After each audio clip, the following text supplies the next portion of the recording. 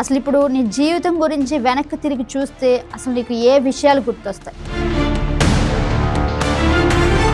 రాజ్యాంగమే ఉంది. సామాన్యులకు వచ్చినప్పటికీ అది ఎప్పటికీ కూడా అమలు కాదు. ఎవరైతే ఉన్నత స్థాయిలో ఉంటారో ఈ మధ్య నువ్వు ఏదో కథ కూడా రాసినట్లు తెలుస్తుంది.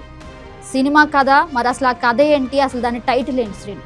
నరం లేని నాలుక ఎన్నైనా చెప్తూ ఉంటారు. మనం అట్లన్నీ పట్టించుకునే ఉంటే ముందుకెళ్ళాలి. అంటే చాలామంది అవకాశం కోసం అనమాట. వాస్తవం ఏంటంటే న్యాయం చేసే వాళ్ళకన్నా వాడుకునే వాళ్ళు ఎక్కువైపోయారు.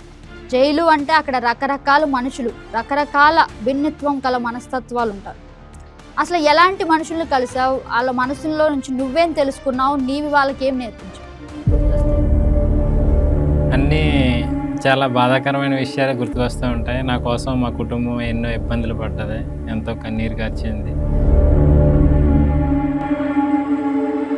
మా అమ్మని చాలామంది స్టేజ్ల మీద తీసుకువెళ్ళడం, మాట్లాడడం, మళ్ళీ కొన్ని ఏంటంటే జీవితంలో కూడా రాజకీయాలు అనేవి కూడా చాలా ప్రభావితం చేస్తూ ఉంటాయి అన్నమాట.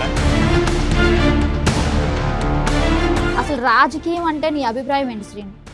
నేను నేరస్తుడిని కాదు అని నిర్ణయించవలసింది ఏంటంటే న్యాయస్థానం. ప్రస్తుతానికి నా మీద ఓన్లీ కేవలం ఆరోపించబడిన నేరం మాత్రమే ఉంది.